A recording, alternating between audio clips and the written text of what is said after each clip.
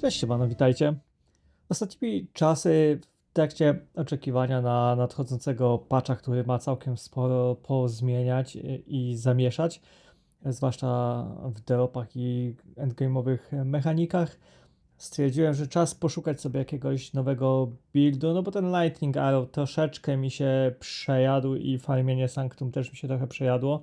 No i zacząłem szukać czegoś ciekawego, co by było satysfakcjonujące w grze, jednocześnie mocne i nie kulało. I tak naprawdę dzisiejszy film miał być o innym buildzie, bo chciałem wam pokazać Spiral Volley'a pod Poisona. Natomiast jak zacząłem testować i grać Ice Krita ze Spiral Volleyem i Snipem, no to okazało się, że jakby ten build, ten sposób grania rozwiązuje wszystkie problemy, które gdzieś tam miał build pod Poisona, czy choćby nawet pod Bleeda, bo też tego Spiral Volley'a grają z Bleedem w połączeniu i że ten jest dużo mocniejszy, dużo przyjemniejszy w graniu i dużo łatwiejszy, bym nawet powiedział. I zanim przejdziemy sobie do buildu, do skilli i tak dalej, to oczywiście standardowo autopromocja, czyli jeśli podobają wam się filmy, no to zostawcie łapę w górę, żeby oczywiście motywować mnie do dalszego nagrywania. No i subka na kanale, żeby się też kanał rozwijał, żeby zasięgi rosły i też, żeby miały więcej motywacji do kręcenia kolejnych filmów. Oczywiście też dajcie znać w komentarzach, jak wam się filmy podobają, jak wam się podobają prezentowane treści. No i też przypominam, że zaczynam streamować na Twitchu i na YouTubie. Wujek Racel, tak jak i na YouTubie, tak i na Twitchu. Będziemy sobie wieczorkami ogrywać content. A teraz przejdźmy już do tematu dzisiejszego odcinka, czyli Ice Crit Spiral Volley, czyli build, który opiera się raz, że na Ice Shocie, a dwa na Spiral Volley'u, no i na Frenzy Charge'ach oczywiście. No i do tego oczywiście Snipe na bossy. To będą nasze trzy podstawowe umiejętności, z których będziemy korzystać. Myślę, że nie ma się co tutaj za dużo rozwodzić na temat tych wszystkich umiejętności, no bo tak naprawdę to wszystko i tak pewnie sobie zobaczycie na MOBA. Wrzucę wam oczywiście linka w opisie filmu. Naszymi głównymi skillami tutaj, jeśli chodzi o czyszczenie mapek, będzie Ice Shot oraz Spiral Volley. Ice Shotem będziemy sobie biec po prostu po mapie i autoatakować. Tak w zasadzie, no przy tych moich, jak widzicie, prawie 50k obrażeń na Ice Shocie, no to w zasadzie wszystko pada na one shota. No i w Ice Shocie rzucamy sobie Cold Infusion, oczywiście zwiększymy obrażenia od lodu, Martial Tempo, zwiększamy sobie Attack Speed, ambush, czyli zwiększamy kryta w moby, które mają full HP, no bo wiadomo, na mapkach moby raczej mają full HP i chcemy zazwyczaj na mapkach je one-shotować, więc najbardziej nam zależy właśnie w tym momencie, kiedy mają full HP, żeby jak najwięcej w nie uderzać. Forka, no to po to, żeby nam się po prostu jak największy obszar, jak najwięcej mobów za każdym autoatakiem obrywało, wtedy te strzały nam się po prostu po uderzeniach w moby rozstrzeliwują we wszystkie strony, tak jakby mamy większe AOE dzięki temu. No i point critical, także zwiększamy sobie szanse na kryta. To jeśli chodzi o Ice Shota, także tutaj raczej nic odkrywczego, no tak jak mówię, najbardziej przede wszystkim chodzi o to nam, żebyśmy jak największy damage robili sobie z tego Ice Shota.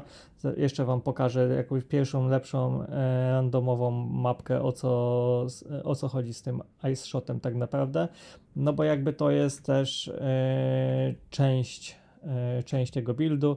Widzicie, ja sobie uderzam sobie i widzicie, raz, że forkujemy. Chyba jakąś kiepską mapę trafiłem, bo strasznie tanki te moby. Raz, że forkujemy i widzicie, rozstrzeliwują się te strzałki, odbijają się od mobków i uderzają kolejne moby. A dwa, że zamrażamy te moby, widzicie, praktycznie każdy mob, jeśli go nie zone-shotujemy, to i tak go zamrozimy, co jest też dodatkowym tutaj jakby added value. A trzy, że generujemy przy tym frenzy charge, które będą nam potrzebne do Spiral Volley'a. O co chodzi? No bo jak widzicie, mam teraz 5 frenzy charge'ów, no i tak jak mówiłem, na ogół biegniecie sobie przez mapę, ciach, ciach, ice shot, widzicie, te wszystkie mobki dostają one shota, no i jak są takie mniejsze grupki mobów, no to raczej to jest wystarczająco, no ale od czasu do czasu się trafi, że tych mobów będzie dużo, no to wtedy pyk, używamy sobie Spiral Volley'a, widzicie, praktycznie wszystko dookoła nam wybucha i znowu cyk. Po prostu ze Spiral Volley'a nie możemy kręcić się w kółko cały czas, bo ten Spiral Volley bez Frenzy Charge'ów praktycznie nie ma dipsa, znaczy nie ma, no robi mało dipsa, a jeśli chcielibyśmy się kręcić cały czas w kółko, to po prostu nie damy rady wysustainować tych Frenzy Charge'ów i za chwilę się wyzerujemy. Dlaczego, to sobie zaraz do tego dojdziemy. Tu chciałem Wam po prostu pokazać, jak będzie działać czyszczenie map za pomocą tego buildu. Czyli biegniecie sobie z Ice Shota, sobie wybijacie mobki, zbieracie Frenzy Charge, no i jak macie dużo mobów na ekranie, to cyk, Spiral Volley i cały ekran powinien być wyczyszczony. I jeszcze zazwyczaj od razu powinniście mieć z powrotem Frenzy Charge na kolejnego Spiral Volley'a, pod warunkiem, że nie będziecie robić tego częściej niż co 4,3 sekundy, bo co tyle, to jakby jesteście w stanie z Combat Frenzy Charge załadować. Plus do tego tutaj będziemy na tym Spiral Volley'u grać notkę, która się nazywa Perpetual Charge. Ona sprawia, że macie te 35% szansy na to, że jakby kiedy go użyjecie mając Frenzy Charge, no to damage zostanie zmultiplikowany dzięki Frenzy Charge'om. Natomiast nie stracicie tych Frenzy Charge'ów, tak? Czyli macie 1 na 3 hity teoretycznie, macie szansę na to, że Frenzy Charge się użyją, ale ich nie stracicie używając Spiral Volley'a, więc tak jakby nie musicie ich dodatkowo ładować.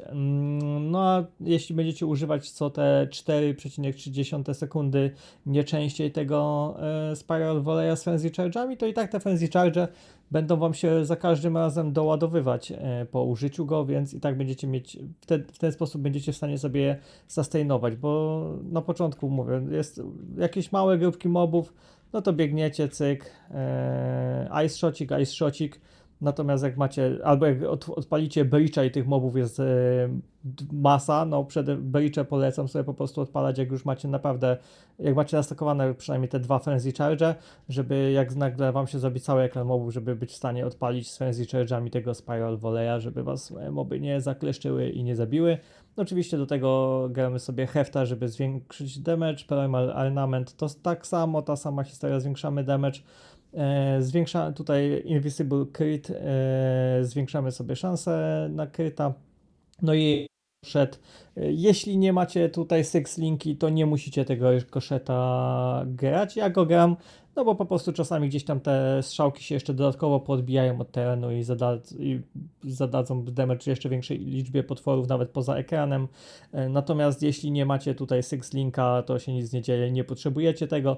Tak samo tutaj tego Point Criticala możecie tak naprawdę w Ice Shocie pominąć. Tak jak mówię, jeśli nie macie Six Linka, jeśli macie, no to wkładacie to standardowo. No i dalej Snipe. Snipe to będzie nasz główny jakby damage source, jeśli chodzi o walkę z bossami. Snipe to jest ta taka strzała, którą naciągacie.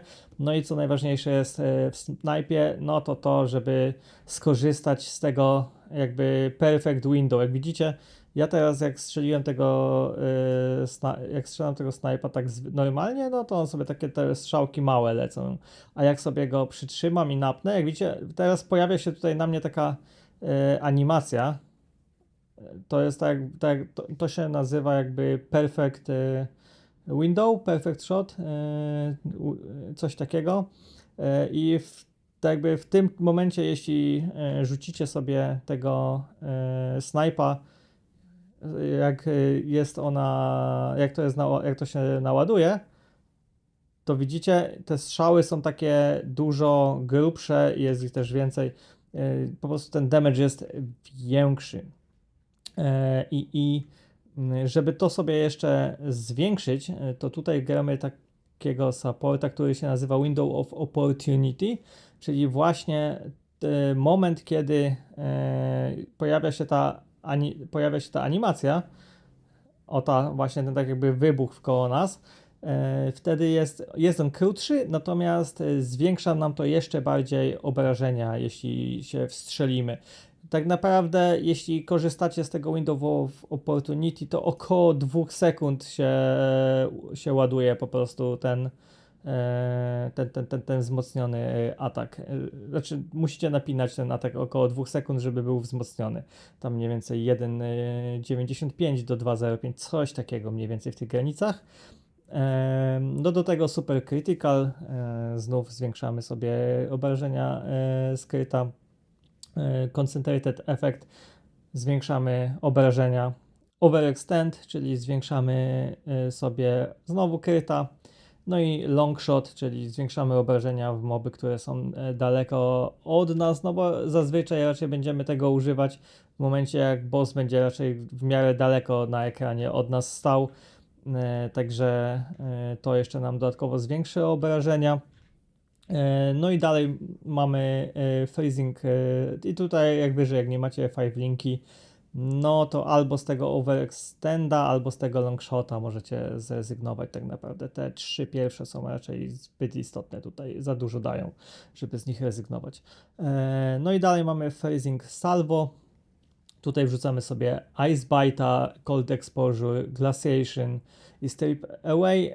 Tak naprawdę Freezing Salvo już nawet nie chodzi nam za bardzo o obrażenia, tylko przede wszystkim rzucamy je sobie po to, żeby zamrozić bossa. To tak jak mówię, tego będziemy używać w zasadzie tylko na bossach, więc po prostu jak zaczynacie walkę z bossem, używacie sobie Freezing Salvo, żeby go zamrozić. Najlepiej to jeszcze najpierw rzucacie na niego Sniper's Marka, wtedy Freezing Salvo, to jeszcze dostaniecie Frenzy Charge za to, że go uderzycie z tego. I wtedy już używacie sobie baraża, no i napinacie wtedy snajpa, żeby jak największy damage temu bossowi zrobić, odpalając też Frenzy Charge. I jeszcze najlepiej to by było, jakbyście przed odpaleniem snajpa wrzucili jeszcze tego Sniper's Marka na bossa, to wtedy automatycznie jeszcze nie dość, że zrobicie mu damage, to jeszcze od razu powinniście dostać Frenzy Charge za to, że raczej traficie krytycznie z tego snajpa. Zobaczmy sobie w ogóle, ile ja mam krytyka. Critical Hit Chance 20%, no ale i Critical Damage Bonus 1145%, także no jak traficie, to jest potężnie, nie? Tak, więc tak naprawdę jeśli chodzi o bossy, to by tak by to mniej więcej wyglądało, tak? Czyli zaczynacie sobie Sniper z Markiem, potem Freezing Salvo, potem Baraż, Sniper Mark i kliknąłem w TPK, no i na końcu snipe, żeby zrobić obrażenia temu bossowi. Dlaczego chcemy zamrozić z Freezing Salvo bossa? No bo po prostu tego snipa musimy naciągać około tych 2 sekund, żeby zrobić ten jak największy damage no i dlatego najlepiej sobie tego bossa zamrozimy, żeby nam w tym nie przeszkadzał, tak, żebyśmy nie dostali jakiegoś one-shota w międzyczasie w trakcie napinania ataku, tak. No i baraż, do barażu Deliberation, no bo w zasadzie wrzucając baraża, jeśli sobie do tego dorzucimy Ingenuity, no to rzucamy to na tyle szybko, że dostaniemy jakby zmniejszenie prędkości ruchu za wiele nam tutaj nie wpłynie na nic. Premeditation, żeby po prostu wzmocnić efekt. Ingenuity, tak mówiłem, żeby zmniejszyć cooldown. No i Second Wind, no to daje nam tyle, że jak widzicie, tutaj mam jakby 2 cooldowny na użycie tego. Jak sobie użyję raz, to od razu mogę użyć drugi raz, a cooldown cały czas i tak mi leci, więc i nie ma z tym problemu. No i Sniper's Mark, tak jak wspominałem, on nam służy głównie do tego, żeby zwiększyć CD kryta, ale przede wszystkim po to, pomagać nam nabijać Frenzy Charge, będąc na bossach, i tu wrzucamy sobie Inspiration, Arcane Tempo i Single Auto. No i na koniec oczywiście zostanie nam Herald of Ice, który po prostu chcemy, żeby nam zamrażało te moby. Do Heralda wrzucamy sobie Magnified Effect, Reach, Cold Mastery i ja mam Deadly Heralda. Myślę, że to jest, jak nie macie na to po prostu spirytu, no to trzeba by coś pokombinować innego, bo longshota już używamy, więc trzeba by coś innego, może jakieś przebicie odporności na lód byłoby tu spoko. No i Wind Dancer oczywiście standardowo. Tak naprawdę tutaj interesuje nas Wind Wave i Blind. Do tego warto sobie, jeśli macie oczywiście Spirit, Precision i Mima, jeśli macie sloty, dorzucić. No i Combat Frenzy, tak jak wspominałem wcześniej, żebyśmy sobie byli w stanie generować te Frenzy Charge. Tutaj rzucamy sobie Profusion, no i Kanibalizm. Jeśli chodzi o skille, to jest tak naprawdę wszystko. Więc teraz przejdziemy sobie pewnie do ekwipunku. No i jeśli chodzi o ekwipunek, no to jak się domyślacie, na pewno będą nam tu potrzebne obrażenia od lodu. Obrażenia od lodu, no w łuku fajnie mieć. Oczywiście nie zawsze się Wam uda łuk, no ale jakby nie patrzeć, jeśli chodzi o łuk, będzie Was interesowały właśnie jak najwyższe obrażenia fizyczne, obrażenia od lodu, mile widziane, aczkolwiek niekonieczne, bo akurat jeśli chodzi o lód, no to w miarę łatwo jest znaleźć te obrażenia. Do tego Critical Hit Chance zawsze mile widziany, no i oczywiście Projectile Skill. Tylko pamiętajcie, że jeśli będziecie składać ekwipunek z Projectile Skillami, to będzie bardzo podbijać dipsa, ale jednocześnie zwiększać zużycie many, więc wtedy już musicie myśleć o mana regenie.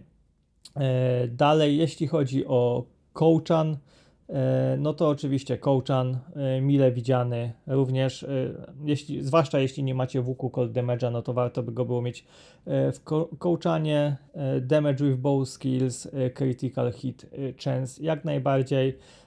Ja tutaj mam 2 kołczany i jak widzicie, ja też korzystam tutaj z 2 weapon setów. Mam 2 łuki, 2 kołczany. Drugi kołczan jak wyżej, tutaj mam, ten kołczan jest w zasadzie nawet lepszy, natomiast jakby używam tego lepszego kołczanu na bossy, no bo na mapach i tak wszystko one-shotuje, także nie ma to większego znaczenia, no a wiadomo, chcemy bić jak najwięcej bossy. Dlaczego używam takich 2 zestawów? Otóż, no bo inne notki pomagają nam w drzewku na mapach, inne nam pomagają na bossach. Oczywiście, jeśli macie tylko jeden łuk i jeden kołczan dobry, no to będziecie grać tylko jeden weapon set. Pokażę Wam mniej więcej, jak to wtedy sobie rozplanować. Natomiast jeśli macie 2 zestawy, no to wtedy ja mam wszystkie skille widzicie tutaj do zestawu pierwszego, czyli do tego słabszego łuku i słabszego kołczanu, bo po prostu nie jest mi aż tak potrzebny, natomiast tutaj właśnie jak najbardziej mam więcej obrażeń od lodu, bo mam też w łuku, natomiast tylko i wyłącznie snajpa mam na weapon secie drugim, gdzie korzystam z łuku, który ma więcej obrażeń i kołczan, który jest mocniejszy. No i tak naprawdę tutaj jest jakby taka sztuczka. Warto o niej pamiętać. Jeśli chodzi o czapkę, żadnych odkryć odporności, statystyki, rarity jakieś, Energy Shield, Evasion, standard, nic odkrywczego. Jeśli chodzi o amulet, no pewnie będziecie potrzebować Spirit, do tego miło Projectile Skills, tylko tak jak wspominałem, wtedy pamiętajcie o Mana Regenie, no jakiś Energy Shield, jakiś Rarity, jakieś obrażenia dodatkowe, wszystko jak najbardziej spoko. Na tego Storm Chargera nie patrzcie, bo po prostu korzystam z amuletu, którego używam na Lightning Arrowie. na tym drugim buildzie i po prostu przeniosłem go sobie tutaj, bo na razie nie mam nic ciekawszego, ale coś pewnie wymyślę. Kołczan, tak jak wspominałem. Jeśli chodzi o ringi, no to ringi to jest kolejny source, gdzie możemy sobie dorzucić po prostu obrażeń od lodu, czyli obrażeń w pierścieniach, no to obrażenia fizyczne, obrażenia od lodu, zwiększenie obrażeń od lodu, a poza tym no to wiadomo, jakiś mana regen, jakieś w zależności odporności, rarity do wyboru, do koloru. Drugi ring to samo, nic tutaj się tak naprawdę nie zmienia, czyli odporności lód i tak mana regen. Tak jak wspomniałem, max mana, mana regen warto, no bo po prostu, żeby wam tej many nie brakowało. Tak naprawdę w zasadzie mam chyba tu tylko w tym jednym ringu mam zwiększony mana regen plus max manę. W tych pozostałych częściach ekwipunku chyba nic takiego nie mam i to w zupełności tak naprawdę wystarcza. No to do tego wiadomo, miło mieć Ingenuity, żeby sobie te wszystkie bonusy, które daje nam ring jeszcze dodatkowo podbić, no ale wiadomo, jeśli nie macie Ingenuity albo po prostu brakuje wam odporności, to też możecie używać tutaj pasa, który da wam po prostu odporności. No jeśli chodzi o budki, no to wiadomo, movement speed, odporności, jakieś rarity, energy shield, evasion standard. No i rękawice, tutaj kolejne miejsce, gdzie możecie sobie dorzucić jeszcze więcej cold i physical damage'u. Poza tym wiadomo, odporności, evasion. Standardowo tutaj tak naprawdę nie ma nic takiego specjalnie odkrywczego. Zbroja, spirit, odporności, energy shield, evasion. Ta zbroja, którą tutaj mam, no to jest taka trochę dość biedna, no bo tak jak mówię, dopiero jestem w trakcie gdzieś tam testowania tego buildu i go rozwijania, więc pewnie jak tylko wymyślę jakąś lepszą warstwę, przede wszystkim defensywną, no to dam wam znać. Aczkolwiek tak jak mówiłem też wcześniej, no to jeśli czegoś nie zone-shotujecie, to zwykle to zamrozicie, więc jest ten build w miarę bezpieczny, o ile nie przeholujecie i nie stwierdzicie, że fajnie wygląda jak ze Spiral Volley'a, one-shotujecie 2 ekrany mobów i po prostu za dużo tych mobów nie ściągniecie w jedno miejsce, to będzie spoko. No i zostało nam jeszcze do omówienia drzewko. No to jeśli chodzi o ascendancję, no to wiadomo, tutaj pod Frenzy Charge, Turning Chase i Avidity standardowo. No i tutaj dokładamy sobie jeszcze dodatkową strzałkę z no, dodatkowy pocisk, jak wystrzeliwujemy skille. Grałem to wcześniej bez tej dodatkowej strzałki i zamiast tego można wtedy używać Gathering Winda. No tylko, że wtedy po prostu tracicie bardzo dużo dipsa. Jeśli uważacie, że dips, który macie wam wystarczy i wolicie mieć tego Tailwinda, żeby zwiększyć sobie evasion i tego move speeda, no to jak najbardziej możecie sobie zagrać zamiast tego Endless Munition, możecie zagrać sobie Gathering Winda. No ja jednak chyba na ten moment wolę większego dipsa, aczkolwiek może jeszcze to przemyślę i potestuję i coś się w tej kwestii zmieni. Tutaj nic nadzwyczajnego. Tu przede wszystkim, żeby zwiększyć ailmenty. No i tak, najgorzej, że tu troszkę słabo widać te weapon sety. Jak widzicie, ten troszeczkę jaśniejszy to jest jeden weapon set, to jest weapon set 1 tak naprawdę. I tak, na weapon secie pierwszym gramy Velocity, gramy Acceleration, do tego gramy Fervor i tutaj Evasion, generalnie jako warstwę defensywną, no bo na mapach to nas będzie bardziej interesować, czyli Enhanced Reflex i Bestial Skin, to nas interesuje i jeszcze Sulfur Mask, to też jakby warstwa defensywna, żebyśmy po prostu one-shotów na tych mapach nie dostawali. Tak samo jak Mindful Awareness i tutaj te notki z tej strony Flow Like Water. To jest wszystko jakby warstwa defensywna na mapy to gramy przede wszystkim właśnie na mapach, na tym pierwszym weapon secie. No i jeśli tak naprawdę, jeśli macie tylko jednego weapon seta, no to raczej z tego pierwszego bym korzystał, no bo ten drugi tak naprawdę, no tutaj mam na drugim weapon secie, jak widzicie, tutaj mam zwiększenie kryta, zmniejszenie obrony jednocześnie, tutaj zwiększenie damage'ów moby, które są daleko ode mnie. Tutaj znowu notki z bonusami do krytyka. I tutaj dodatkowy dem, aczkolwiek tutaj ten częsty szok to chyba tutaj coś mi się pokićkało, bo wydaje mi się, że to raczej tutaj nie ma sensu i to na coś można by w sumie zmienić, choćby nawet tutaj kryta więcej dodać na to konto. No i oczywiście, no i tak mówię, wszędzie zwiększenie po prostu dipsa i kryta na tym drugim weaponsecie, dipsa i to nas tak naprawdę najbardziej tutaj interesuje, żeby w te bossy jak najwięcej dipsa wchodziło. Jeśli chodzi o sokety, no to w sokety szansa na kryta, freeze build up, do tego obrażenia od lodu, cold damage jak najbardziej będzie spoko. Ja tutaj mam też Time Losta, który daje mi cold damage, szansę na kryta i obrażenia z kryta plus jakiegoś resista, ale to jest akurat mniej istotne. No i freeze build up jak najbardziej też spoko właśnie, żeby mieć jak największą szansę na to, żeby zamrażać te potwory. Więc jeśli chodzi o drzewko, to jest w zasadzie wszystko. Oczywiście ja wam to wrzucę też na moba i wrzucę wam linka w opisie filmu, także jeśli zakładam, że na pewno wygodniej jest wam kopiować sobie ten build, czy tam ustawić go u siebie, korzystając właśnie z jakiejś takiej pisanej formy niż z filmu, który musicie co chwilę zatrzymywać. Także oczywiście wam to wrzucę. I w zasadzie to jest wszystko, jeśli chodzi o ten build. Mam nadzieję, że niczego nie pominąłem i wszystko powiedziałem. Dajcie oczywiście znać, jak wam się ten build podoba, czy testowaliście go i jak wam się z tym gra. Oczywiście to nie jest build, który ja wymyśliłem, ja go znalazłem gdzieś tam na necie.